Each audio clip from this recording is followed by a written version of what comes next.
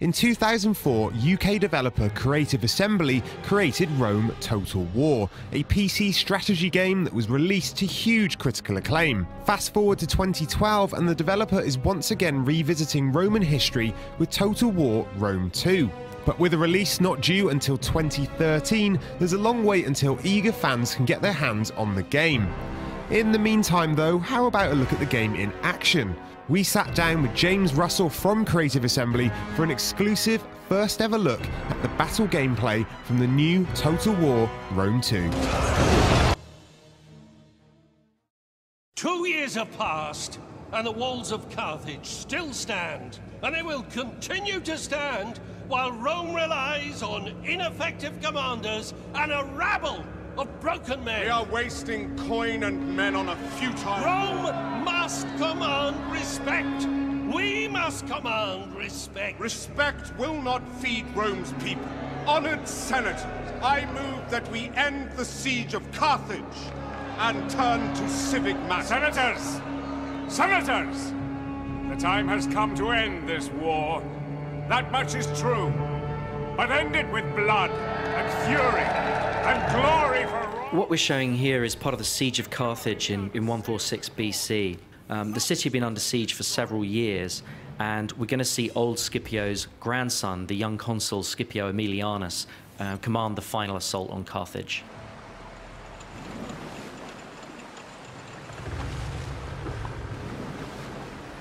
Consul, the fleet is ready. Burn the city, Tiberius. No prisoners, no mercy. Kill them all! Yes, Consul. Forward! You know, we've got Scipio here commanding the Roman fleet approaching the beach. So you can see there the huge scale of the fleet, and the fact that we've got multiple ships per unit, which really adds to the sense of scale. And here's the Roman fleet approaching the beach. So this really showcases a new battle type, which is a combined battle.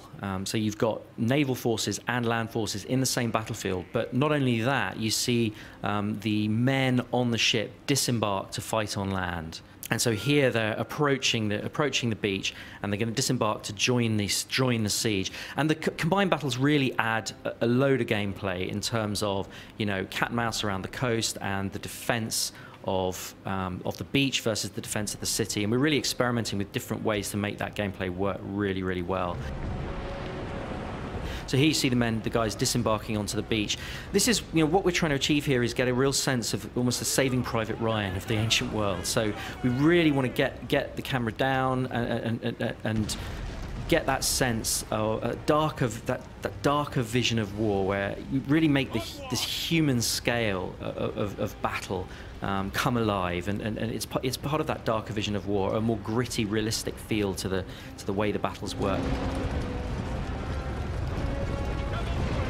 Here you can see the shipborne artillery as part of another feature of combined battles. Obviously, you can have, you know, artillery on ships as well as on land, and these artillery pieces on the ships bombarding the city. So, as I said, huge epic city environment there, because this is the capital city of your great enemy here, and we really want to make the city feel like it's been under siege for several years. So it's a kind of darker view of a siege war. It's not, you know, a kind of fresh city that we've had before. It's damaged, it's worn, it's dark, it's smoking.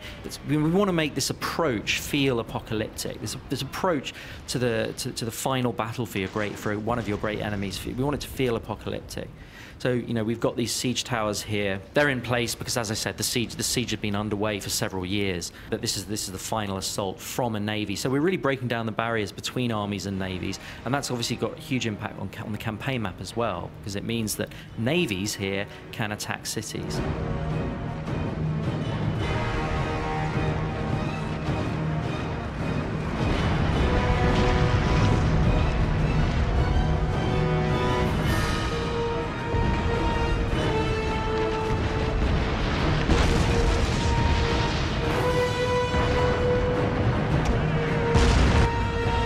This is the tactical view, the tactical overview.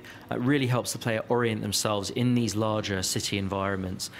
We don't want the player to be controlling the game from this perspective. It's really an orientation tool. We want the player to be able to understand what kinds of because there are very specific relationships in terms of, one particular unit might be strong against another unit, but not against the third type of unit. We want the player to understand what's going on the battlefield. We want the player, particularly in terms of the spatial awareness. We want the player to be able to understand what's going on and see threats and where they're coming from, but absolutely not to control the battle from that perspective. So this is an example of a unit camera, and we're really experimenting with ways to get the player down into the action. Prepare for battle, men. Remember, we fight for Rome! Attack! Destroy them! Rome! Glory! But it's part of humanizing the combat and really bringing out the idea that these thousands and thousands of men, each one is an individual fighting his guts out. And so we've got things like facial animations, emotional interactions between men that really helps bring out that sense of warfare at the human scale as well as the ground scale. This huge city obviously has multiple capture points. That's something we haven't had before. Where previously you'd have a core battle for a central plaza, but Carthage here has several different capture points, and that means that the gameplay is completely different inside the city. You've got a much better sort of sense of cat and mouse because you've got a reason to have multiple breaches so that you can capture different points. The defender isn't just incentivized after a breach is made to pull back into the plaza and you get this kind of mosh pit. No, instead we've got real cat and mouse gameplay. You've got to defend multiple points. The attacker can do lots of different things. They can concentrate on one point or move to another when they sense weakness. Here you see the Roman fleet coming into the Carthaginian harbour. Again, the whole combined battles adds to that richness certainly in terms of a coastal city.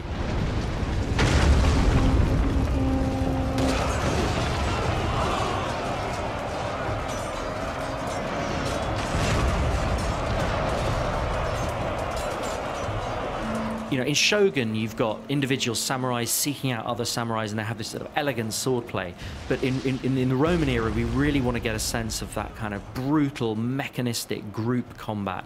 Particularly for the Roman legions, that kind of meat grinder style, that mechanized style. We really want to get a greater sense of sort of visceral impact. So I think, it's part of making the game feel more visceral and have a slightly darker, grittier feel, certainly in terms of the battlefield.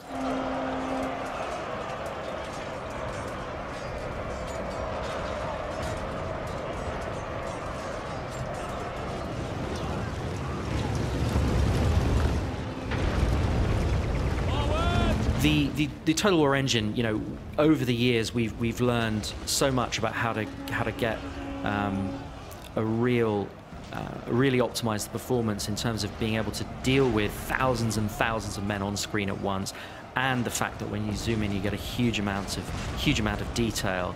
But we also want to make sure that the game, as well as taking advantage of the best that the most powerful machines have to offer, we also want to make sure that the game's playable on lower end machines too. So our goal is to make sure that the game has the same minimum spec as Shogun 2. Now we're going to do everything we can to try and achieve that. We can't guarantee it, but that is what we're trying to achieve. We're really pushing the look of the game, but this is super early code. We're way pre-alpha, and what that means is there's loads of features, not just in terms of the graphics, but also in terms of the combat and the animations that actually aren't in the game yet. So the final game is actually going to look way better than this.